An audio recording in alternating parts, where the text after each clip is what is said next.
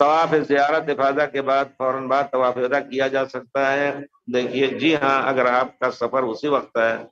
یا یہ کہ اگر آپ طواف افاضہ 2 دن کے بعد جانا ہے آپ کو، تو طواف ودا کو مؤخر کر کے ودا کی نیت سے اور افاضہ کی نیت سے 7 چکر کر کے آپ جا سکتے ہیں۔ اس کے بعد اگر صحیح ہے تو صحیح بھی، کیونکہ حدیث شریف کے لفظ سے یہ استدلال ہے، یہ نہیں کہ طواف ودا کوئی خاص طواف اس معنی میں ہے پیارے رسول کا لفظ مبارک جائے جس کی وجہ سے طواف ودا کہا جاتا ہے۔ کان الناس ينصرفون من كل جهه،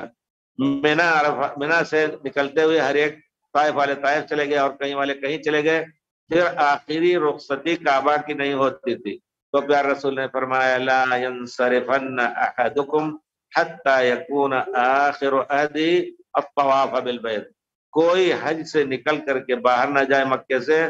جب تک آخری کام اس کا طواف نہ ہو جائے۔ اب آپ کا طواف اگر فرض واجبی طواف مؤخر کیا آپ نے، تو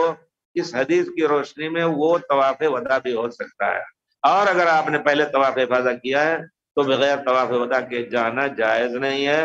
آپ کے اوپر دم لازم ہو جائے گا، یا پھر اس کی نیت سے اگر آپ ریاض چلے گئے پاکستان چلے گئے اس کی نیت سے آپ کو طواف ودا کرنا واجب ہو جائے گا، آنا پڑے گا، ورنہ یا پھر